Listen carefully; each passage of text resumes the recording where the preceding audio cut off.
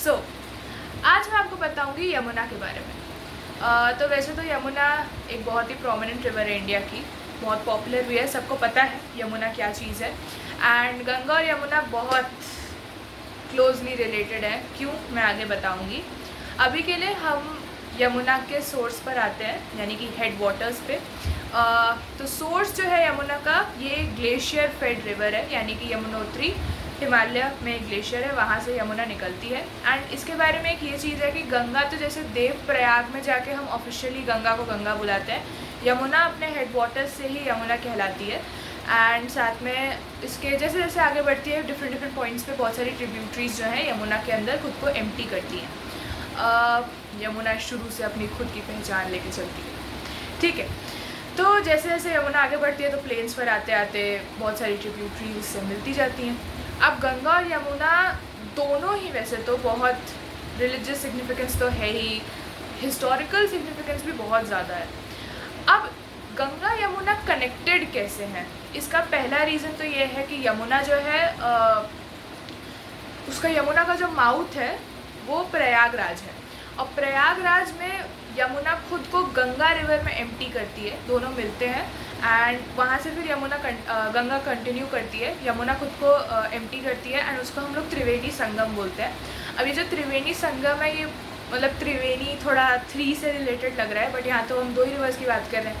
तो एक हम लोग सरस्वती रिवर कहते हैं, इस एक physically lost invisible river types की है, मतलब अंडरग्राउंड रिवर है, लेकिन मानते हैं कि ये अभी भी एग्जिस्ट करती है। तो सरस्वती रिवर, तो ये तीनों मिल के फिर गंगा आगे कंटिन्यू करती है। अब जहाँ पे ये तीनों मिलते हैं उन्हें हम त्रिवेणी संगम बोलते हैं प्रयागराज में। अब इसका एक और रीज़न ये है, एक हम मतलब सुना होगा, अगर नहीं सुना तो बता देती हूँ।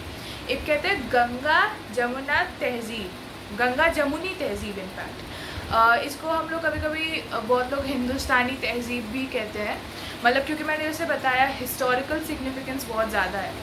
तो अब क्या है कि जब तक ये लोग एक साथ नहीं मिल रहे हैं तो गंगा और यमुना मतलब पैरेलल डायरेक्शन में मूव करते हैं, मतलब ऐसा नहीं कि बीच में मिलते नहीं है ना, लास्ट में ही मिलते हैं, तब तक वो पैरेलल मूव करते हैं।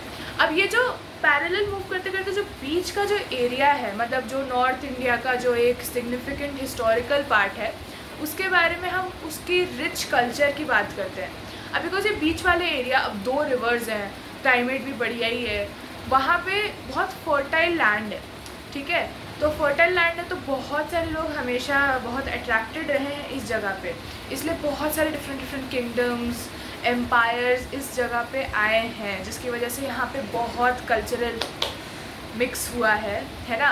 तो इसलिए हम उसको उस कल्चर के बारे में बात करते हैं, तो ये हम यूज़ करते हैं गंगा जमुनी तहजीब नॉर्दर्न इंडिया के बारे में बात करने के लिए।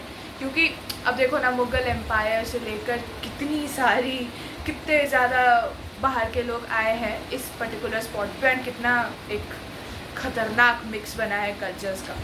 अब वैसे तो हम ये भी कहते हैं जैसे गंगा रिवर है तो वहाँ पे बहुत हिंदू किंगडम्स बहुत ज़्यादा रहे हैं, यमुना के पास बहुत सारे मुस्लिम किंगडम्स रहे हैं, तो ये सारे कल्चरल वैल्यूज़ जो कैरी करती है ये 2 रिवर्स, उसके बारे में हम बात कर रहे हैं। तो अब ऑब्वियसली ये 2 प्रोमिनेंट रिवर्स हैं, यमुना छोटी है थोड़ी गंगा से, तो वो वहाँ पे अपना को एम्प्टी करती है, तो इसलिए ये लोग बहुत क्लोजली रिलेटेड हैं।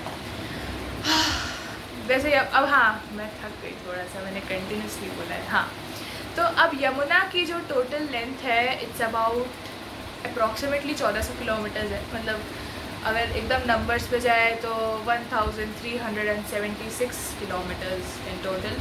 अब दोनों ही रिवर्स हैं, फर्टिलिटी के लिए बहुत इंपॉर्टेंट है इंडिया की। So, hope you learned something new today. Bye bye and keep reading.